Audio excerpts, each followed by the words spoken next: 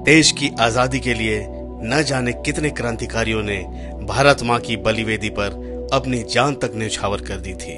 उनके बलिदानों की ही देन है कि आज हम आजाद भारत में सांस ले रहे हैं। इतिहास के पन्नों में ऐसे महान वीरों का नाम सुनहरे अक्षरों में दर्ज है।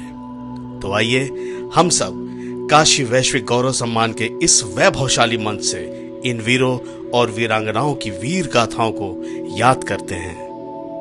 जब अंग्रेजों ने लगभग संपूर्ण भारत को अपने अधीन कर लिया था, उस समय समग्र क्रांति के अग्रदूत व स्वराज के मंत्रदाता महर्षि दयानंद सरस्वती ने पूरे देश में घूम घूम कर भारतवासियों को गहरी नींद से जगाते हुए हुंकार भरी कि जो स्वदेशी राज्य होता है वह सर्वोपरि होता है।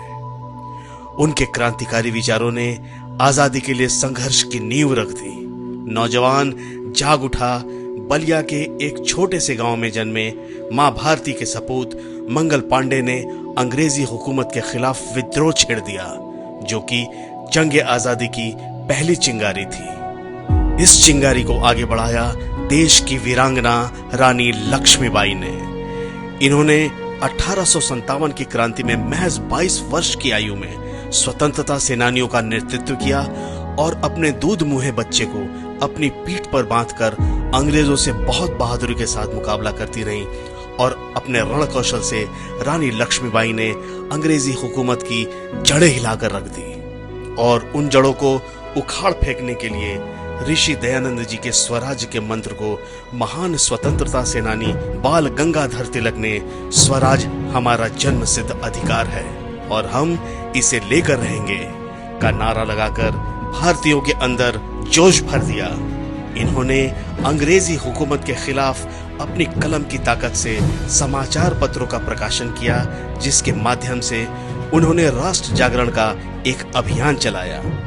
इसी स्वतंत्रता के संघर्ष में फांसी का फंदा चूमकर अपना सर्वस्व बलिदान दिया महान क्रांतिकारी राम प्रसाद बिस्मिल और उनके परम मित्र अशफाक उल्लाह खान, वीर ठाकुर रोशन सिंह और राजेंद्र नाथ लहरी ने, जब इन्होंने स्वतंत्रता सेनानियों के लिए धन जुटाने के लिए काकोरी की ऐतिहासिक घटना को अंजाम दिया। इन बलिदानों ने देश के युवाओं के खून में उबाल भर दिया। जब अंग्रेजों ने 1928 में साइमन कमीशन लाया तो उसके विरोध करने पर क्रांति ऋषि दयानंद को अपना गुरु मानने वाले शेरे पंजाब लाला लाजपत राय और उनके सहयोगियों पर अंग्रेजों ने बहुत बुरी तरीके से लाठियां बरसाई, जिसके 18 दिन बाद वो शहीद हो गए और जिसका बदला लेने के लिए शहीद आजम भगत सिंह, सुखदेव और राजगुरु ने अंग्रेजी अधिकारियों के विरुद्ध जंग छेड़ दिया। इन वीरों को भी अंग्रेजों ने फांसी की सजा सुनाई। ये भारत के ऐसे महानायक थे जिन्होंने देश की आजादी के लिए अपनी युवावस्था में ही खुशी खुशी अपने जीवन का बलिदान दे दिया।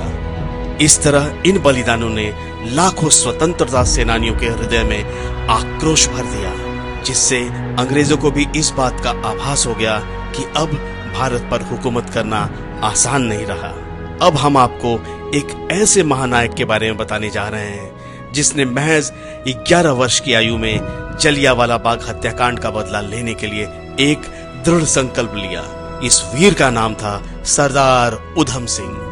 इन्होंने हर चुनौतियों का सामना करते हुए अंग्रेजों के सरजमी पर जनरल डायर जैसे हत्यारे को मारकर अपने संकल्प को पूरा किया और हमेशा हमेशा के लिए अमर हो गए। आजादी के लिए केवल पुरुषों ने ही नहीं, न जाने कितनी महिला स्वतंत्रता सेनानी ने भी जमकर योगदान दिया।